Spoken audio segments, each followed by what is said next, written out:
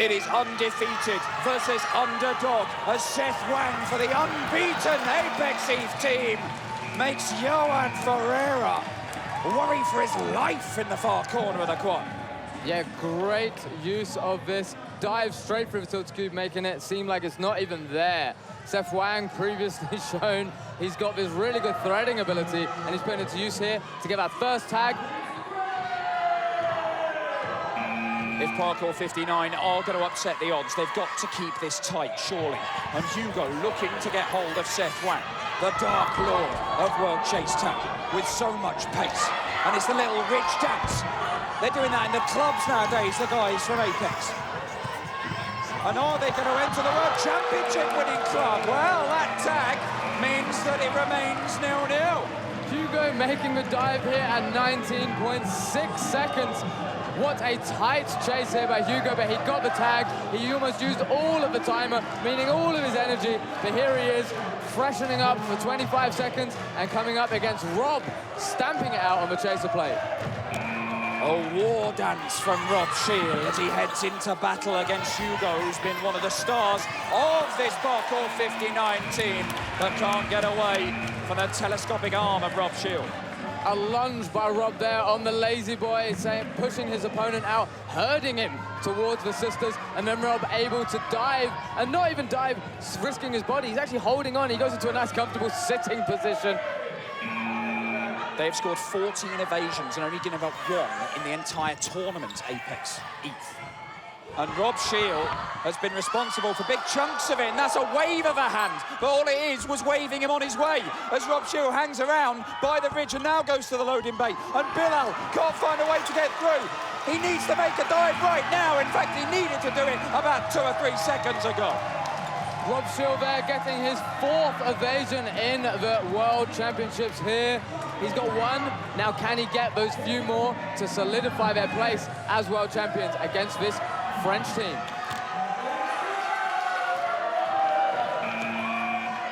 Bastien comes in, the 17-year-old boxing champ. And he is enthusiastic. And that's an enthusiastic jump, and maybe a bit too much. But oh, right! He is leaving it all out there, Bastien. He nearly takes the cameraman with him, but he does make the tag. Cameraman, crash mats, no difference here. They are both ways to save your body after you've dove with full momentum over straight into the barrier and another human with a lot of expensive equipment there, Dan.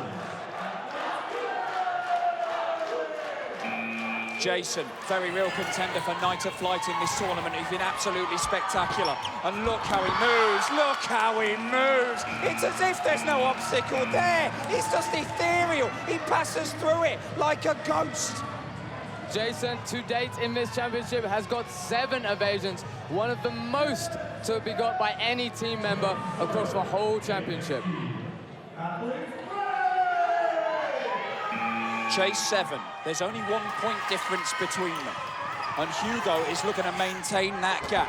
You can see those gritted teeth as he legs it across the court, trying to get hold of Jason, but he's so rapid. He is so rapid, and he bounces off the sisters, and he's off again by the loading bay, and the dive from Hugo. He knows it's gone, he knows it's gone. It's 2-0 Apex ETH. I love seeing this really risky play by the tilted cube, breaking out of that stalemate, pushing himself towards the sisters, which drew in Hugo to fall for the bait, allowing him to break away back around the tilted cube and get the evasion. Up steps Naim, the team leader. Our first chance to see him in this finally. Goes straight up to the top of the mountain. And this time, Jason goes low by the sisters before going back on himself. He jukes and baits and dives, but Naim gets a hand on, looks like the shoulder. Hard to break that momentum, especially not just physically down, but to be able to break the mental mind games of Jason. Naim getting that open tag across the tilted cube and hopefully bringing it back for Parkour 59.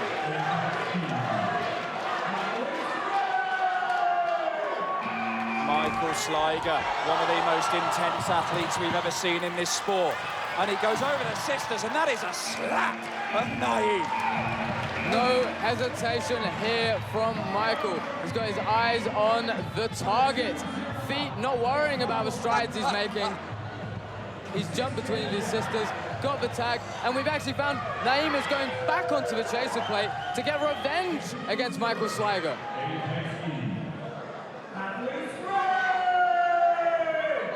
Naim back on the quad. Monsieur, you slapped me. You have offended my honor. And I will have my pound of flesh. Oh, my! He exacted his revenge by falling upon him from the top of the mountain.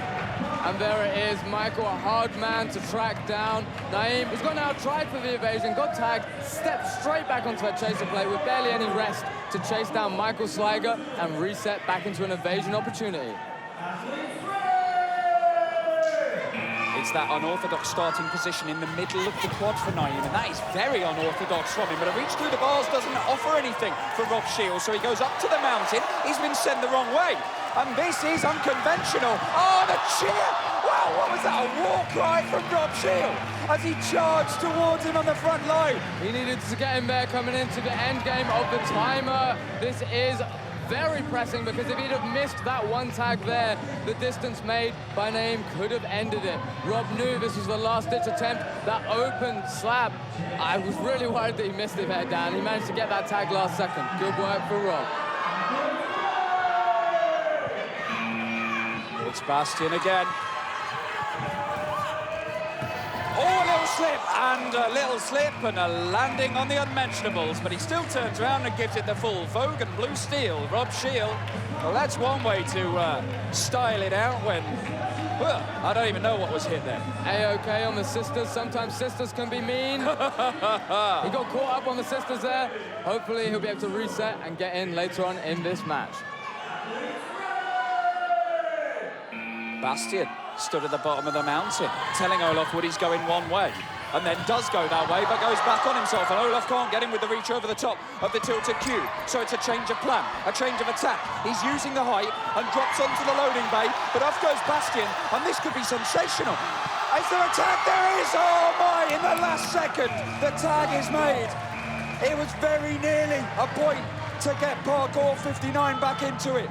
That opportunity missed on the tilted cube. I honestly thought that that was it. And now we've been told this is match point for Olof Wood, stepping up for the evasion opportunity. Only got 2 evasions previously in this comp, and we've got a very dangerous Hugo stepping up to shut down the opportunity and possibly get some evasions of his own. Hugo for Parkour 59, the underdogs. He must tag Olof Wood. He does not tag him there, and Olof waits by the ridge. And now he goes again around the loading bay and over the top of the mountain, but his ankle is tapped, and Hugo keeps Parkour 59 in it. Good, calm, controlled reset there by Olof, but not enough to get up this ridge.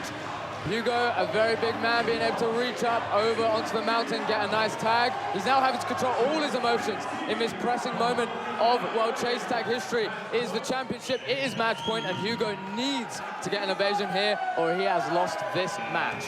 Michael Sligo to win it for Apex ETH. Needs to make the tag, reaches out. It hasn't been given, but Hugo stops. It does not matter. That is it. Apex ETH are at the summit, the zenith, the apex of World Chase Tag. They are world champions. They are undefeated.